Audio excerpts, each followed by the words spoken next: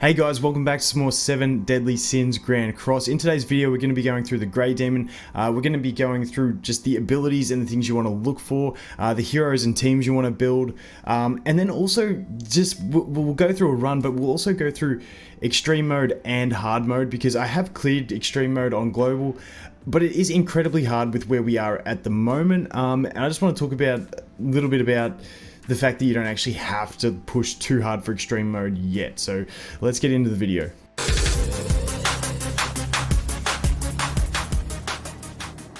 So the first thing we'll look at is his skills. We're going to browse over it. We're not going to go too in depth into it because you can read all this stuff if you want. Phase 1 is basically, hard mode is only going to have phase 1, and then you get a second phase in extreme mode. The second phase, basically, it's like the Red Demon. He has a second heart and he comes back to life. So phase 1, and for the whole fight, the things you really want to take note of when you're looking at building a team is increases the damage he takes by abilities with Shatter by 50%, which is really nice. Fairies deal 30% extra damage to him. The other big ones is that he's immune to all debuffs, and he is immune to abilities that deplete the ult gauge. Now, the other thing, you can read it down the bottom. After 3 turns, he'll land on the ground. Basically, what that means is on the 3rd turn. So he'll use one attack, he'll use another attack, and then for his 3rd attack he will be on the ground. And when he is flying, he is immune to melee abilities. Once he lands, he is subjective to those melee abilities. So just something to consider. Melee things like Jericho, you're going to struggle because you can only hit him on that 3rd turn, and stuff like that. So that's just the 3 main things you want, the few main things that you do want to look at. His attacks, he's got an AoE that has lifesteal, he's got a single target that removes buffs, he's got another single target that depletes ult gauge, and then he's got a buff, and then he's got an ultimate, which you never really want to see, but in phase 1 it is only single target, so worst case he deletes 1 hero. But yeah, sometimes you may see that in early stages of trying hard mode. In extreme, if he gets to his ult on phase 1, you're pretty much done anyway. Phase 2, it's fairly similar. All the stuff's similar, except for this time he goes through 2 attacks, and then on his 3rd one he is stunned and drops to the ground. So he doesn't actually attack on that 3rd turn, which is nice, but not nice when you're looking at using the green Meliodas and trying to counter. But we'll talk about that in a minute. He once again has the single target remove buff. He has an AoE that no longer life steals, it inflicts bleed. And then he also has that single target that depletes ult gauge. So this time as well, his ultimate is an AoE, but if he gets to the ultimate, if he survives that long, you're pretty much going to lose anyway. So the idea is you never want him to get to his ultimate, and you should be pretty good. You want to burst him down before that. So that's the abilities on the boss. Now we're going to go look at the heroes and teams. Okay, so on the left hand side of the screen, I've put up some images of the sort of teams you want to look for. The optimal team is going to be Green Skinny King with the Elizabeth, the Green Elizabeth as the healer, and then either one of those 2 buffers, be it the Gil Thunder or the Helbram. When you go into it, you really want one player to have Helbram and one player to have Green Gil Thunder, just because the damage buffs stack. If you use 2 Gil Thunders, those 2 damage buffs won't stack. So you really want one of each. Just increasing, you want them both basically instead of more damage dealers, because if you can really just buff those damage of the ultimates and have them all queued up at the same time when you go into phase 2, you're really going to be able to burst him down. We'll talk about more about that when we get into a run. But then you've got your B option, which is the option I'm using of the green Meliodas and the blue King, and then one of the buffers as well. As you can see, my account doesn't have too much on it at the moment. Just ignore the Elione. He's something I'm playing around with for fun to test out. But yeah, you've got those options. Those are your main team. But Green King is by far the best. We'll go down and have a look at him and see why he is the best. So the thing we got to remember is the boss takes extra damage from fairies. Also, King gets that strong buff, so any version of King is going to deal extra damage to him. And then this King also has spike damage on this ability, which is 2 times critical damage. And he has a passive, which basically when he's at full ult gauge, he's guaranteed to crit. So he's going to deal massive damage with that first skill if you can get it to level 2 or level 3. And keeping in mind, you will have 2 buffs from the 2 buffers as well. So you're going to deal some huge damage with that one. His second skill, does extra damage if they have debuffs, but he can't get debuffs, so it's just there as a throwaway card to build alt gauge. And then his ultimate, this is what's great about Blue King as well, because they have the same ability. It's an AoE, but it does have that shatter effect, which means it gains an extra 50% damage. So it's really nice. So even my Blue King, I think, can hit for over 100k with his ultimate on this boss once he's buffed. So it's really nice. It's really nice. So that is a great ability, and that's why this king is absolutely amazing. He's got the fairy buff, he's got the king buff, he's got the elemental advantage, and his ultimate has the shadow effect.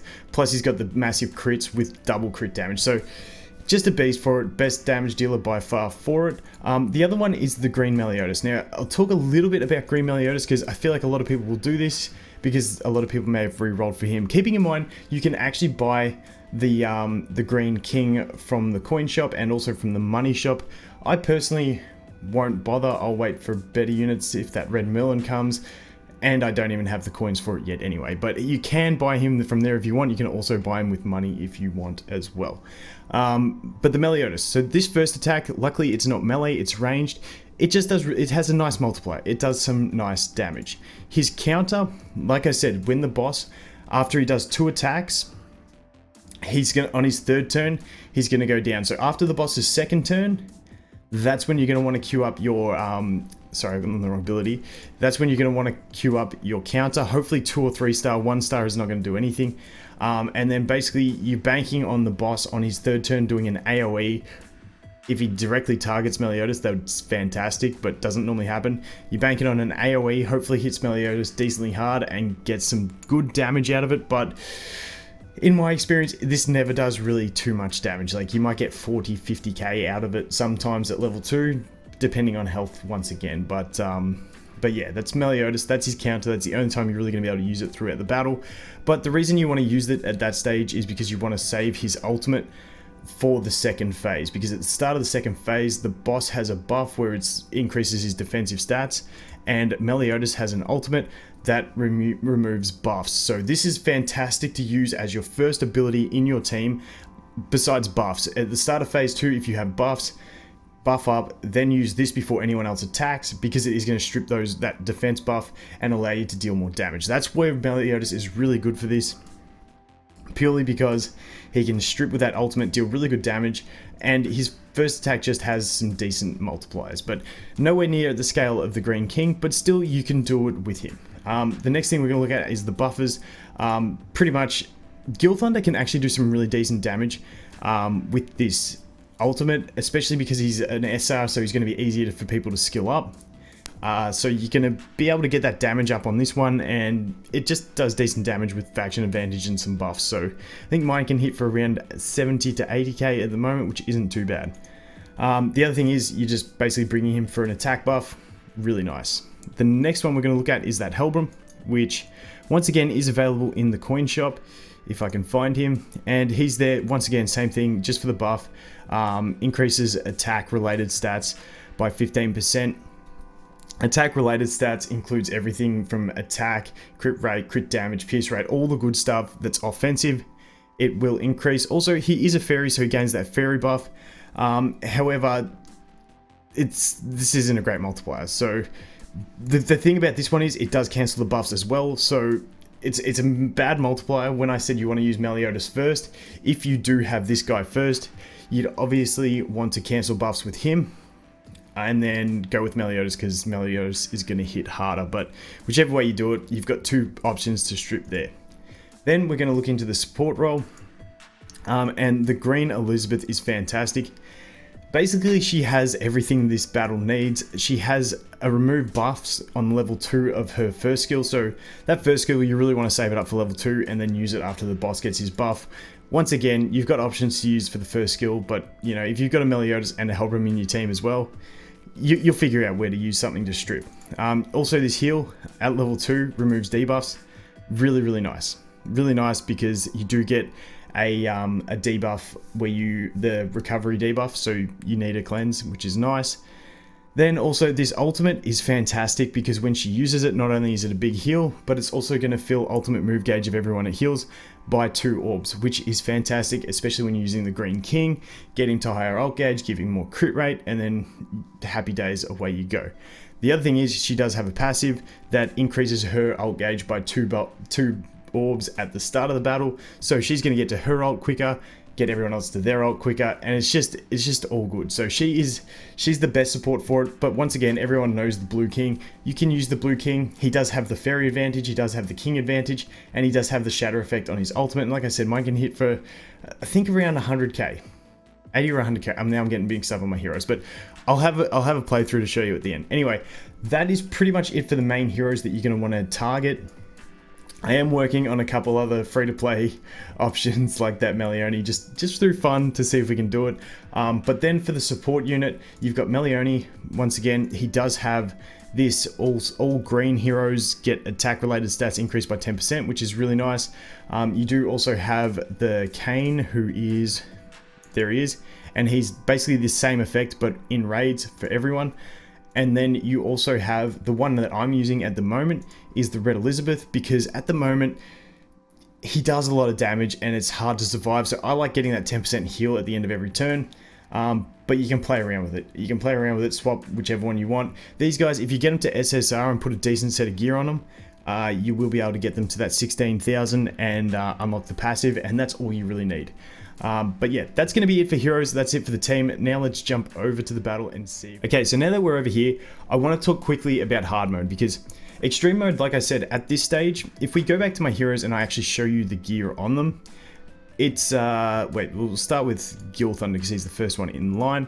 This is the sort of gear that I've got on mine at the moment. That's Gil Thunder. That's King on it. You want them all on offensive sets with attack because you want to deal damage. And then the Meliodas is that one there. He's on the best set so far. But that's the sort of gear I've got at the moment. And then the Meliodas is at level 70. King's at 70.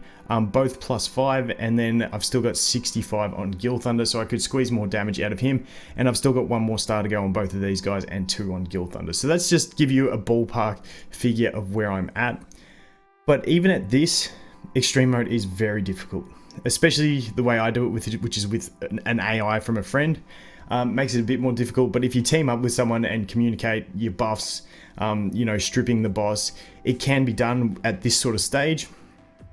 But you really do want both buffers. You want one with Helbram and one with Gil Thunder. I feel like eventually you'll be able to do it without 2 buffs, but at the stage of the game we're at now, where level 70 is the cap, and people are still working on the gear, it's pretty tough. But if all you can do is hard mode is very easy. You can use Diane as your damage dealer. Basically, as long as you're not using something that's melee, you're pretty good for this boss. You know, if you got decent gear and yet that, you can do hard fairly easily.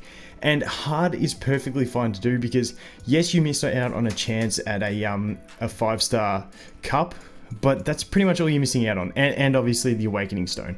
Besides that, you know, you can just do your extreme modes, farm your extreme modes when they pop up for the Red Demon, because he's really easy, and you're missing out on a couple cups at the end of the day. So it's not too bad. You still get plenty of wings from hard mode, so don't stress.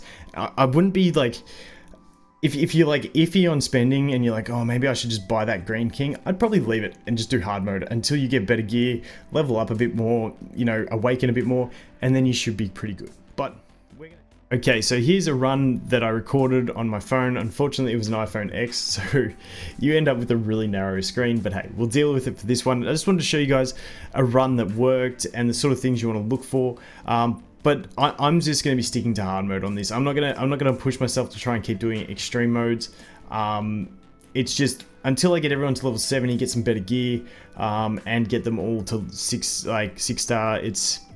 It's not worth it, especially for me with my team composition. If I had the King Helbram and if I had that King and Elizabeth, and then, you know, one of us has Helbram, one of us has Gil Thunder, I'd probably keep doing it just because you'd be set. Even if I didn't have the King and I just had that Elizabeth, I feel like she is a big key to this, and I'd love to have her and just use her in it. But, you know, well, I don't have them. I just wanted to try and make options for other people that don't have them. Besides Meliodas, I'm trying to work on a few things besides Meliodas to try and get things done. But I got a couple options in mind, which I will end up just building because, hey, it's fun to try things, and then we might have another option. But for now, from what I've seen and tested, King and Meliodas are the two main damage dealers. But like I said, I'll work on some other things and I'll make videos as I test them out. And that King, as you can see, 36 from one ability, 30 from the other one. Not too bad. Meliodas is hitting for around 30k. And here we go. And the boss is going to deplete my ult gauge, which kind of sucks. But there we go. But over on this one, I'm gonna merge to get a 3-star attack buff for my Gil Thunder, but I'm not going to use it this turn. I used the heal instead to keep Gil Thunder alive, and then I'm just sort of saving that attack buff for when we actually have a burst period. Because that's the way this first phase works. It's sort of the first couple turns are just throwing away cards, building ult gauge, and then you want to get him and just basically nuke him on like the third turn. The third or fourth turn, I don't know what, I think it's technically at your fourth turn. After his third turn, you nuke him down and then save as many ultimates as you can and try and nuke him at the start of the second phase. It's pretty much the way it goes. So there you go, Meliodas. 21k was fairly average on that one, no crits. And then here we go. So this is the turn where it all happens, and we just delete him here. So he does his attack buff, which is annoying. Luckily he doesn't kill the Hellbrum. That Elizabeth survives fine. And then as you can see, she's going to heal. But that's going to give everyone 2 ult gauge, which is fantastic. I'm going to do the big buff there and his ultimate, followed by my Meliodas. Followed by my Meliodas. Hey, I was taking my time thinking on this one. So there we go. We'll throw that in. And like I said, she's absolutely amazing just because of that ult gauge that it does give. So that means everyone's set up with ults. And there you go. That was 57k from that King, which is really nice. Gil Thunder, really respectable damage. Really respectable on this one. Yes, he did have the 3 stars attack buff for himself, but 87k I'm pretty happy with. And then we got the 63k from the Meliodas as well, which is really nice from the level 2 first skill. So not too bad.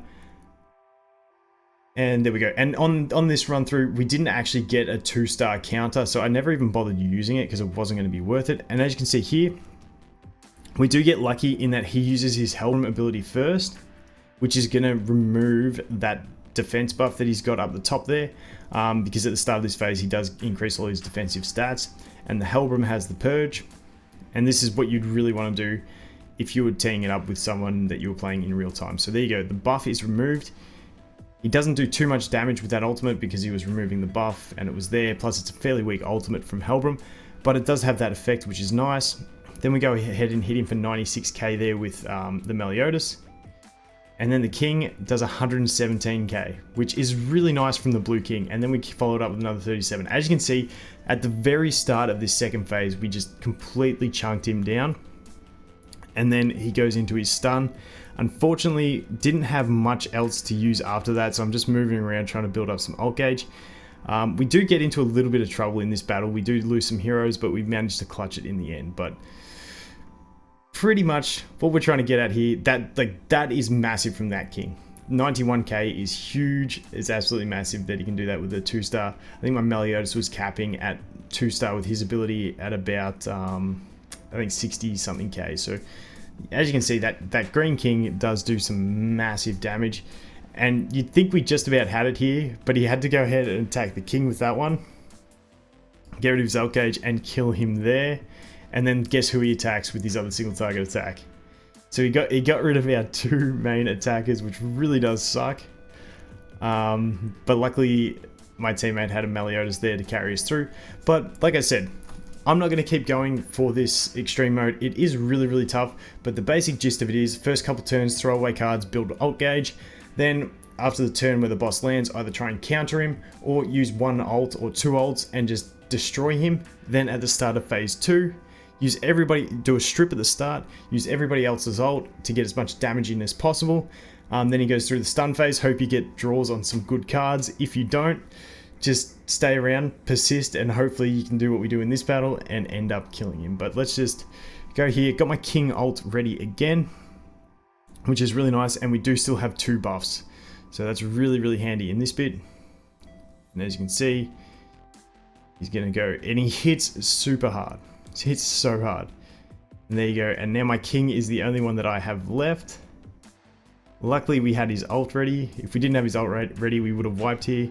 We're gonna get the heal and a Meliodas attack, and then the king. So that is gonna take us to the duration of this battle.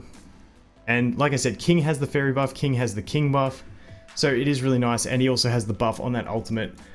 Because it has the ignore resistance, so he can do really nice damage, the blue king. 92k on the ult, not too bad. Put him on an attack set and you're pretty good. So that is going to be it for the Grey Demon. Like I said, stick to hard mode, reassess the extreme mode once you get the heroes or get the gear and levels, and that's pretty much all there is. So that is going to be it for this one, guys. Thanks for watching. Hope you have an awesome day, and I'll look forward to seeing you in the next one. Cheers.